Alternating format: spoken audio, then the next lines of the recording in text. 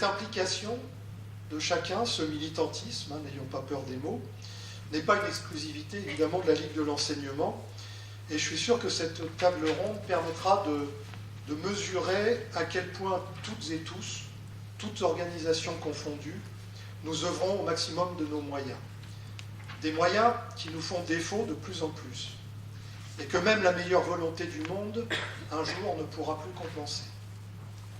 La Ligue de l'enseignement est consciente de l'importance de s'impliquer dans le développement local, d'être force de proposition auprès des pouvoirs publics, à la fois pour renforcer la démocratie participative, pour favoriser la prise en compte du fait associatif, troisième pilier de notre démocratie avec les partis politiques et les syndicats, mais également pour co-construire les politiques publiques afin qu'elles répondent au mieux aux besoins des habitants et tiennent compte des forces vives des territoires. C'est pourquoi aussi elle participe activement au Conseil de développement du Pays dinois et en assure la présidence depuis 2008. Pourquoi cette table ronde? Et d'abord, j'ai envie de poser cette question qui est pourquoi aborder ces trois thèmes en une seule table ronde? Chacun d'eux, culture, jeunesse, territoire, chacun de ces thèmes pourrait être un sujet en soi, évidemment, d'ailleurs souvent traité, mais également, et pardon pour le jeu de mots, souvent maltraité. En période de crise particulièrement, où la culture et la jeunesse servent aisément de variables d'ajustement aux politiques publiques. Quant au troisième thème, les territoires et leur organisation, les voilà passés au crible d'une réforme territoriale menée tambour battant, tandis que se profile le spectre d'une révision générale des politiques publiques appliquées aux collectivités locales. Dans ce contexte de réorganisation, qui passe nécessairement par une phase de désorganisation, couplée à des objectifs de réduction des dépenses et de simplification des procédures, nos organisations ont fort à craindre. Pour autant, ça peut aussi constituer une opportunité pour réfléchir à de nouvelles modalités et de placer justement la jeunesse, la culture de manière transversale dans les politiques publiques. Ajoutons aussi dans ce paysage un petit peu pessimiste, ajoutons la volonté affichée de supprimer la clause de compétence générale qui permet aux conseils généraux et aux conseils régionaux d'apporter leur soutien à des actions qui sont hors du champ de leurs compétences obligatoires. Couronnons cela par le désengagement déjà massif de l'État dans les politiques de jeunesse et de culture, et nous voyons se rapprocher un avenir où les associations ne pourront plus se tourner que vers des communes exsangues et des intercommunalités fragiles, surtout dans nos territoires ruraux. Dans ce contexte, ne devrions-nous pas, chacun dans notre tiroir, entre cultureux d'un côté, sociocul de l'autre, élus et animateurs locaux d'un autre encore, défendre séparément nos intérêts en spécialistes hautement concernés pour apporter des solutions sectorielles? N'avons-nous pas d'urgence plus absolue que de sauver nos meubles, chacun dans son coin? Ce serait sans doute oublier que nos organisations, souvent associatives et communales, n'agissent pas in fine pour leur seule survie, mais bien pour ce qu'elles apportent aux populations dont elles sont issues, et plus largement au progrès global. Alors, l'idée de cette table ronde, c'est de mieux connaître les initiatives qui fleurissent, de discuter de nos réussites, de nos échecs, de nos besoins, de nos projets, de nos difficultés, de ce qui nous rassemble et de ce qui nous distingue, de nos complémentarités. Dans une période où nous sommes de plus en plus enfermés dans un rôle de simple prestataire répondant à des commandes publiques, où le financement de l'initiative associative est réduit à peau de chagrin, nous pourrons peut-être changer le regard porté sur les jeunes et la politique jeunesse, sur les artistes et la politique culturelle, sur le fait associatif et les politiques publiques. Ce changement de regard, il passe par un renversement de valeurs. La jeunesse et la culture ne sont pas une charge, une dépense à fond perdu. la jeunesse et la culture représentent un investissement nécessaire pour la survie et le développement de nos pays. Pour notre département, le triptyque culture, jeunesse, territoire constitue un enjeu et un défi. L'enjeu, c'est de permettre une égalité d'accès à la culture et à l'expression artistique à l'ensemble des populations, et singulièrement aux jeunes, afin que nos villes, villages, pays restent ou redeviennent des lieux de vie, des espaces de construction, de destin partagé. Le défi, c'est de redonner au sens du vivre ensemble, du sens au vivre ensemble, en organisant des dynamiques de coopération. C'est écrit sur la feuille d'après, mais je m'en souviens. Des espaces de coopération entre les collectivités, la société civile, les artistes, les habitants, les jeunes. Quelle culture pour quelle démocratie? Quelle politique publique pour la démocratie culturelle? Comment favoriser l'engagement et l'expression des jeunes? Quelle éducation initiale et tout au long de la vie pour accéder au savoir, aux compétences et au sens critique? Voilà quelques-unes des questions qui se posent, et je suis sûr que vous aurez d'autres questions à rajouter à tout cela. Je crois que la question qui est posée par les trois mots que vous avez mis finalement côte à côte, on pourrait appeler ça une espèce de triangle vertueux, hein, culture, jeunesse et territoire. Moi, la première chose que je dirais, c'est qu'il ne faut avoir aucune nostalgie en la matière. Il n'y a pas eu d'époque heureuse de ce triptyque. Voilà. Simplement, on a l'impression que, y compris les territoires ruraux, sont traversés aujourd'hui par des transformations beaucoup plus importantes qu'on ne le croit, et qu'il faut se poser la question de savoir si on est bien ajusté. C'est-à-dire si, notamment, les institutions, la société civile organisée à travers le monde associatif, les responsables publics, font bien un bon usage de ce triptyque-là aujourd'hui pour permettre notamment à la jeunesse de prendre sa place sur le territoire, de ne pas y être assigné, de ne pas être enfermé ou trop enfermé ou risquer la fermeture ou la clôture sur des identités un petit peu de repli pour se protéger. Donc à partir de là, je pense qu'on ne peut pas raisonner sur un certain nombre de choses différemment entre territoires ruraux et territoires urbains. Il y a une question commune qui nous est posée, je résume rapidement, c'est en soi le sujet de plusieurs journées. Trois phénomènes nous traversent. En gros, c'est la multi-appartenance des individus. Voilà, nous ne sommes plus uniquement de quelque part. Nous n'avons pas une seule identité, si tant est que c'était le cas un jour, mais c'est vrai qu'elles étaient plus resserrées. Et donc, on est devant des phénomènes de multi-appartenance, et c'est un peu compliqué à gérer. Voilà. Et c'est plus simple pour certains que pour d'autres. La deuxième chose, c'est, je dirais, l'interdépendance des territoires. Même quand on est quelque part, on n'est jamais tout à fait quelque part. Et tout à l'heure, Henri a démarré par rapport à la vidéo sur cette idée que les images qui seraient prises ici ne seraient pas accessibles au monde. Ben, je suis désolé de te contredire. Si, à partir du moment où vous allez les mettre sur le site web de la Fédération et que vos partenaires feront les liens utiles dessus, ces images-là, à partir du moment de ce que nous avons dit ici à Digne, quelque part rentrent dans l'univers du monde. Et l'inverse est vrai aussi. Je suis garé derrière Intermarché, comme beaucoup. Il suffit d'entrer dans un magasin pour savoir que, certes, il y a dans ce magasin quelques produits locaux, il y a quelques produits départementaux, régionaux, nationaux, il y a des produits du monde entier. Voilà. Et je crois que cette interdépendance des territoires, chacun, bien qu'on ne le dise pas d'une manière claire, ça nous traverse. Et quelque part, ça nous perturbe un peu, mais là aussi, il y en a qui sont plus à l'aise avec ça que d'autres. Et puis la troisième chose, c'est ce qu'on pourrait appeler la complexité des enjeux. Alors je ne dis pas la complication des enjeux, mais la complexité, c'est-à-dire le fait que tout semble être, là aussi, d'un point de vue, alors pour le coup, de la culture, interdépendant. C'est impossible de dissocier des enjeux d'ordre économique d'enjeux aujourd'hui d'ordre philosophique, par exemple. C'est impossible de dissocier des enjeux sociaux, donc les relations qu'on a les uns avec les autres, d'enjeux culturels. C'est extrêmement compliqué de dissocier des enjeux économiques des enjeux écologiques, bien que certains veulent continuer à le faire. Voilà. Et tout ça, qui pourrait finalement ouvrir devant nous une espèce de formidable défi et d'espace nouveau, notamment pour le travail de la culture, pour les générations à venir, a tendance un peu à nous sidérer. Alors donc on se dit, c'est compliqué, c'est difficile, et il n'y a que des difficultés à venir. Je crois que les témoignages qu'on a entendus montrent que c'est pas vrai. Voilà. Tout prouve que ce n'est pas vrai.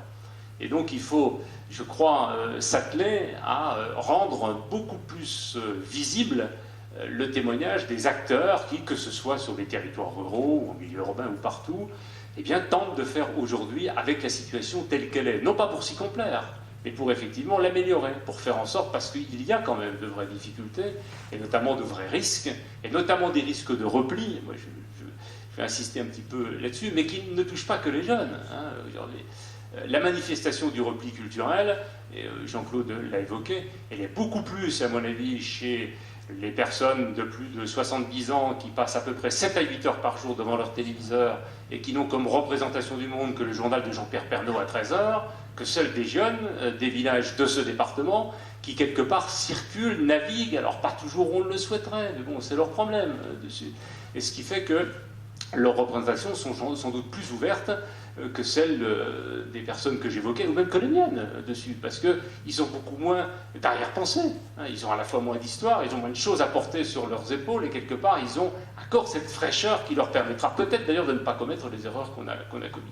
En même temps, ne soyons pas naïfs, et il y a quelques éléments ou quelques leviers à accéder un petit peu plus, je dirais, vigoureusement qu'on ne le fait aujourd'hui, si on veut que ce que j'appelle ce triangle vertueux nous permette de nous inscrire à la fois dans l'époque et en même temps de ne pas nier qu'il y a des particularités aux territoires ruraux. Ils ont été évoqués, la question de l'éloignement, la question du sous-équipement pour un certain nombre de choses, la question générationnelle qu'on a évoquée à travers l'intergénérationnel, mais on est aussi dans des territoires ruraux où globalement les personnes de plus de 50 ans sont plus nombreuses que dans un certain nombre de territoires urbains.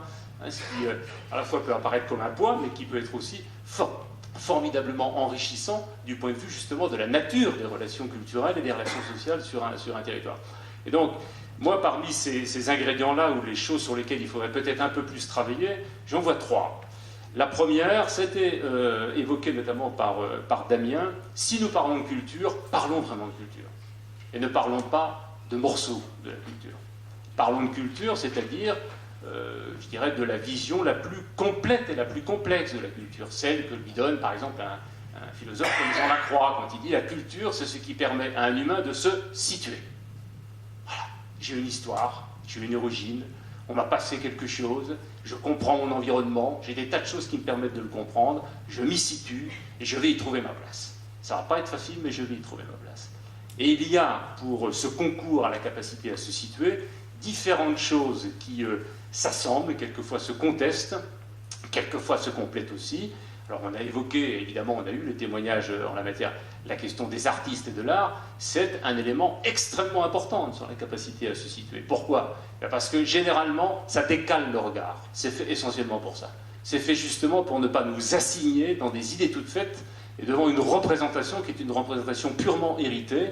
Ça décale parfois un peu violemment, ça décape, voilà, de temps en temps ça nous déstabilise un petit peu aussi, et puis ça nous raconte quelque chose de nous qu'on ignore un peu, ou qu'on ne veut pas toujours bien voir. Voilà. Donc ça c'est une fonction importante du travail des artistes et de l'art. On l'a évoqué un petit peu en sourdine, mais s'il y a bien une institution culturelle présente partout, c'est l'école. Il s'y passe des choses, on y apprend des choses, notamment on y découvre, on y décrypte progressivement l'arbitraire des signes. Il n'y a rien de plus arbitraire que les lettres mises côte à côte qui n'ont aucun sens. Voilà, on donne du sens à cela, et ce qui va nous permettre ensuite après de progressivement déchiffrer la vie et quelque part de produire aussi. Ça a été fait référence, également la question de l'information est importante. Pour se situer à un moment dans une époque ou dans une société, il faut accéder à des informations. Alors, l'allusion a été faite par un intervenant du fond de la salle, et jamais on a eu tant d'informations. Alors on s'y noie un petit peu, on a à gérer aujourd'hui de la profusion, là où il y avait encore une quarantaine d'années, il fallait gérer de la rareté. Voilà. Le travail sur l'information, et notamment sur celle qui permet de comprendre son environnement et de comprendre le monde, est un travail notoirement culturel. Alors certes, il est à mettre en relation avec des valeurs, avec des références, et avec, je dirais, d'autres éléments. On l'a évoqué également, évidemment, tout ce qui a trait au patrimoine au sens où ça a été rappelé. C'est pas simplement les vieilles pierres, le patrimoine, évidemment. Il y a l'ensemble de la dimension immatérielle, il y a l'ensemble des savoir-faire, mais il y a aussi le patrimoine social, il y a un patrimoine industriel, il y a un patrimoine industriel contemporain, en plus, sur un territoire qu'il faut passer.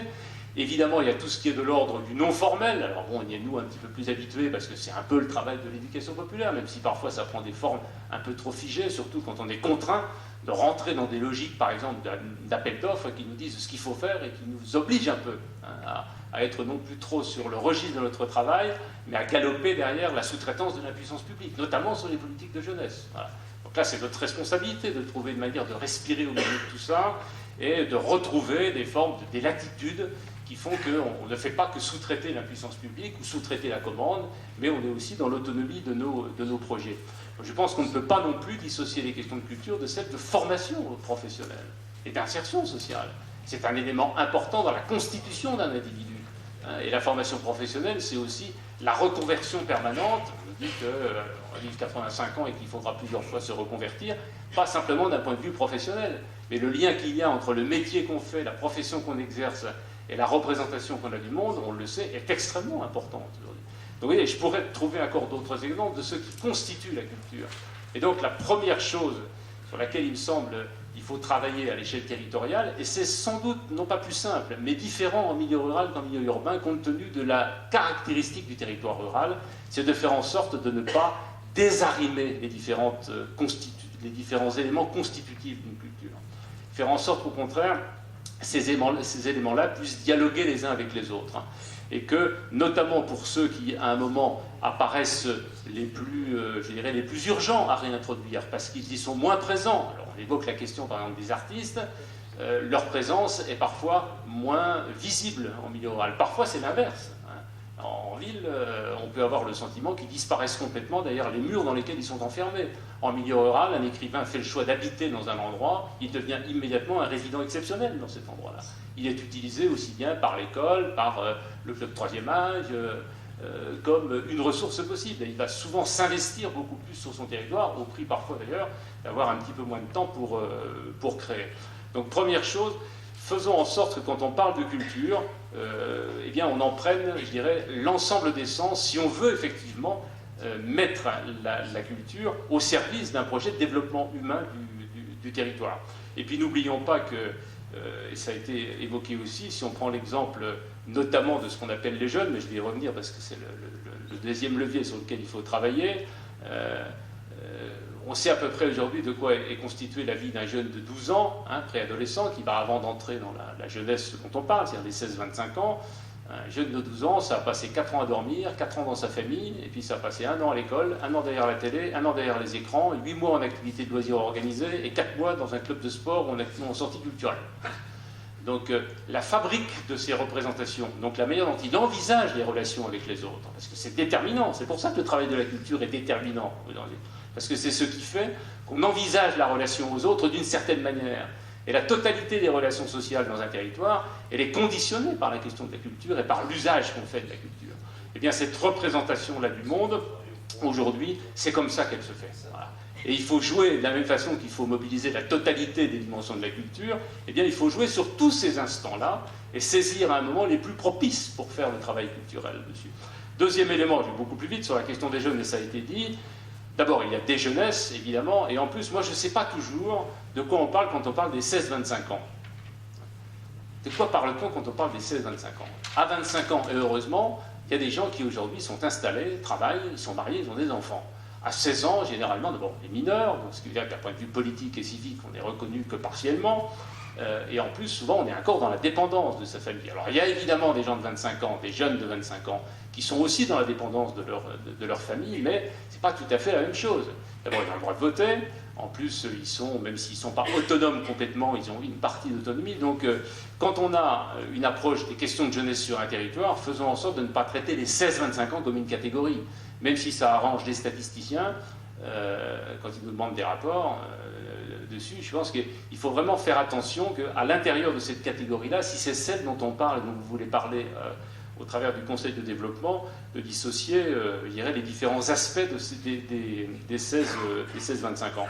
Et puis, troisième élément, enfin, je terminerai dessus, c'est la question territoriale et de ce qu'on peut faire aujourd'hui. Alors, on peut rêver, mais il faut. À l'époque, on dit qu'on ne peut plus rêver et qu'il faut être réaliste. Souvenons-nous que le réalisme, c'est souvent le statu quo, et que le statu quo, il profite toujours à ceux qui ont le pouvoir. quel qu'il soit, pouvoir culturel, pouvoir économique, pouvoir politique. Donc il faut pouvoir rêver effectivement pour changer l'ordre du pouvoir. Et ça a été évoqué, un des vrais enjeux aujourd'hui globaux dans la société, c'est de faire en sorte que le pouvoir circule, alors qu'aujourd'hui il ne circule plus, il est figé, il est entre les mains en gros de gens qui se le repassent, alors je ne dis pas de génération en génération, mais qui se le repassent, vraisemblablement nous en faisons partie, moi j'en fais partie, voilà, dessus, je suis l'héritier d'une forme de pouvoir, dessus, et j'ai énormément de mal à le redistribuer, notamment aux jeunes générations, dans l'organisation qui est la mienne. Dessus.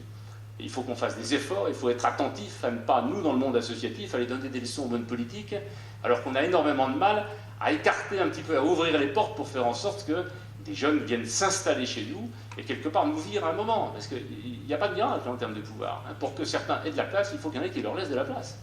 Ça vaut pour le politique comme pour l'associatif et pour le syndical. Or, c'est pas facile de laisser sa place. Alors qu'on doit penser, ça a été évoqué aussi, sans doute, la question des transitions, la question des transmissions, et qu'il n'y a absolument rien de dévalorisant pour quelqu'un qui, à un moment, à 50, 60 ans, de considérer que justement, son rôle est d'assurer un petit peu un rôle de vigie, d'histoire, de passage, et qu'il faut qu'il accepte de laisser sa place en termes de pouvoir. Un des grands problèmes que vivent, il me semble, moi, les jeunes aujourd'hui, d'une manière encore plus aiguë que nous, c'est qu'ils ont bien le sentiment, on va dire, d'être, parce qu'ils le disent, beaucoup plus indépendants, beaucoup plus autonomes, beaucoup plus individus et reconnus, mais qu'ils ont le sentiment en même temps de ne plus avoir de pouvoir collectif. Voilà. On a de plus en plus de liberté individuelle et de moins en moins de pouvoir collectif. Alors c'est pas simple parce qu'ils n'ont pas non plus forcément envie d'en prendre, et ils ont raison. Leur premier souci, c'est pas de prendre du pouvoir collectif dans la cité.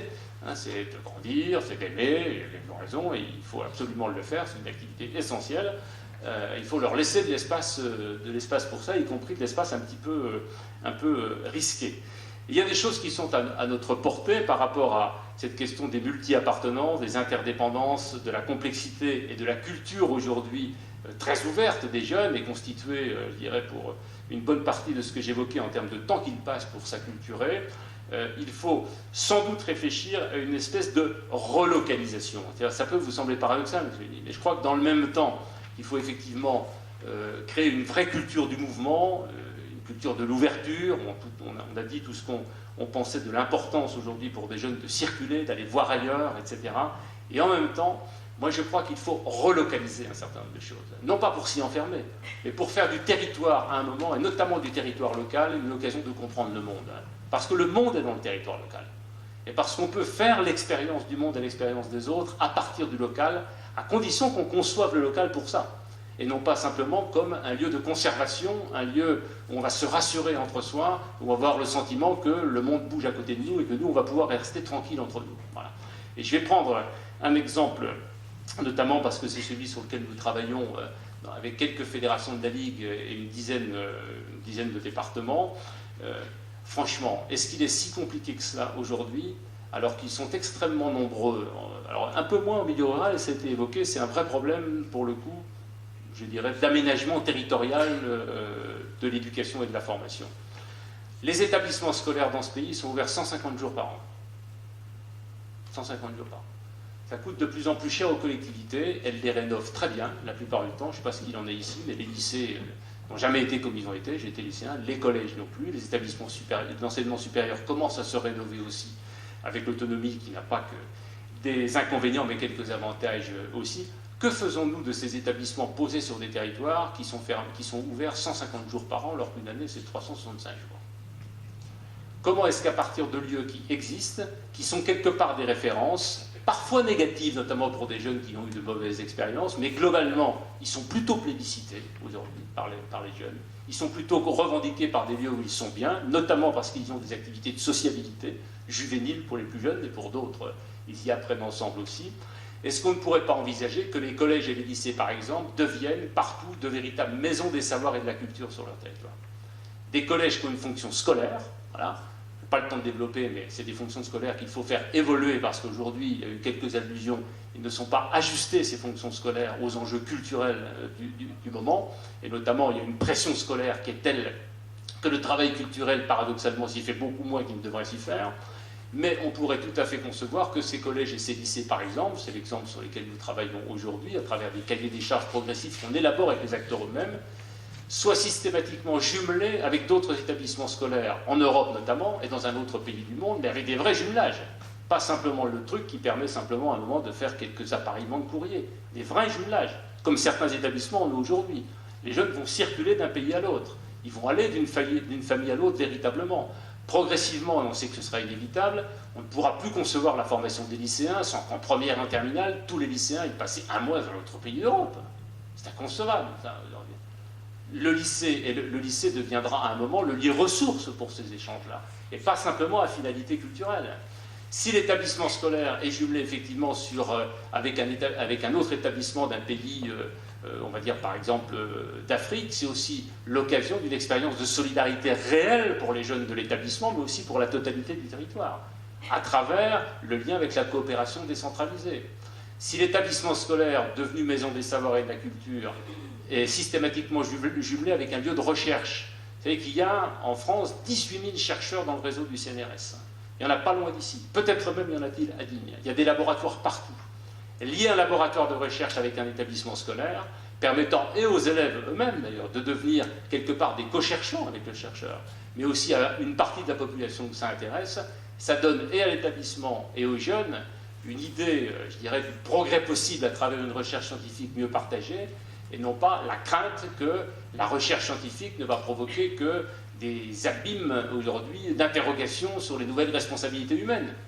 À force de développer, à juste titre, uniquement la culture de la précaution et à faire disparaître la culture du progrès, notamment pour les territoires qui aujourd'hui sont des territoires de repli, je ne pense pas qu'on va trouver des solutions aux questions qui sont posées à la totalité de nos sociétés. Faisons en sorte aussi que tous les collèges et les lycées soient jumelés avec des établissements, pour le coup, artistiques, ou des établissements patrimoniaux, ou des musées, ou des grandes galeries dessus. Et mettons ça dans le cahier des charges de ces institutions. Ça l'a été à un moment. Jean-Claude Sackois, parce qu'il a été élu dans une municipalité dont la maire a été ministre de la Culture, et elle s'est fait massacrer et ratatiner parce qu'elle a proposé que dans le cahier des charges des grandes institutions culturelles présentes souvent dans les grandes villes, il y a de véritables obligations de jumelage avec les lieux sociaux, les lieux éducatifs, qui étaient notamment les établissements scolaires, et aussi les équipements de quartier. Ça n'a jamais été mis en place, ça ne coûte pas grand-chose. Généralement, ça demande par contre un vrai renversement de perspective pour ceux qui sont dans ces institutions-là et qui conçoivent leur travail, pas simplement dans le sens d'une offre à ceux qui n'ont rien, mais aussi dans un système d'aller-retour. Et il n'y a rien de pire aujourd'hui que d'entendre qu'on va aller apporter la culture à des gens qui n'en ont pas. Voilà. Comme si les gens de Digne n'avaient pas de culture, comme si les gens des quartiers nord de Marseille n'avaient pas de culture. L'enjeu, c'est l'échange aujourd'hui, c'est le transfert, c'est de lutter contre l'assignation à résidence dans une seule forme de culture. C'est le risque qu'il y a effectivement, par exemple, pour des jeunes qui passent aujourd'hui 3 heures, 10 heures derrière des écrans, pas uniquement les jeunes, d'avoir comme référence culturelle exclusivement celle des jeux vidéo. Voilà. Par ailleurs, il y a d'excellents jeux vidéo. Il y a même un univers graphique qui aujourd'hui est formidablement créatif dans une partie d'entre eux. Mais il faut aussi le contact vivant, réel, voilà, avec des artistes, avec des artisans, avec des chercheurs, avec d'autres aussi. On ne peut pas simplement être rivé derrière une seule forme de culture. Eh bien, les collèges et les lycées, il y en a partout en France. Alors, il y en a un petit peu moins dans ce département qu'ailleurs, compte tenu de la densité, j'imagine, et puis peut-être des choix qui ont été faits à un moment d'implantation. Rien n'interdit, par exemple, de dire que, et je pense que ça va arriver, parce que des conseillers régionaux notamment sont en train de mettre des conditions à leur investissement en termes de rénovation, de dire, quand on rénove un lycée, quand on rénove un collège, il est conçu pour être tourné sur son territoire, pour accueillir aussi des pratiques sociales du territoire, parce qu'il y a des gens qui ont des savoir-faire, ils vont venir les présenter, pas simplement aux élèves, parce qu'il y a des associations qui n'ont pas de lieu pour travailler, parce que dans un établissement scolaire, quand il y a des locaux vacants, on peut y installer 2 studios pour faire des résidences d'artistes, pour faire des résidences de scientifiques aussi, et ça c'est à la portée d'un pays, je veux dire, qui a quand même encore quelques marges de manœuvre en termes d'équipement et en termes d'investissement. Quelque part, c'est aussi une manière de permettre aux jeunes qui passent dans ces établissements de développer progressivement une capacité à faire usage de son territoire.